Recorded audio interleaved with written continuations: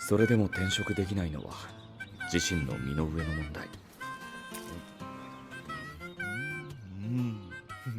This one was kind of interesting as it's a partial isekai, as the main character's pet bird was a strong character from an alternate universe. Kind of like a slice of life, as the main character just wants to live comfortably with Pii-chan, who he adores. It takes place partially in a magical fantasy setting with kings and castles and all the usual trappings, where Sasaki attempts to set a trading business empire into motion, but also in the modern world where they are part of a secret government agency fighting people known as psychics, but also had to deal with magical girls who are set to destroy said psychics and those fighting. Sometimes I feel like the show is doing too much, and honestly I don't really care for the fantasy portion, though I understand its purpose in the story as it's how the main character is attempting to fund his relaxed lifestyle and where Pii-chan's power comes from. But for as much time as they spend there, nothing really interesting seems to happen. I'm more interested in the modern setting where I want to find out what the deal with the psychics is and where they come from, as well as why the magical girls are holding a grudge outside of having one of their members killed at some point in time in the past, it seems. There's also a neighbor girl who I really thought would have been a larger story point in the entire show, but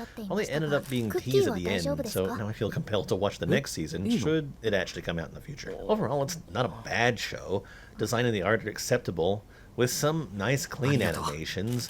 One thing I will say is that the end-themed 3D character models they use are absolutely nightmare fuel. Aside from that, the number of different genres make this hard to recommend a show to any specific person, but I'd say if you're okay with fantasy, isekai type stories, you might enjoy it. Anyway, if you've seen this, let me know what you think down below.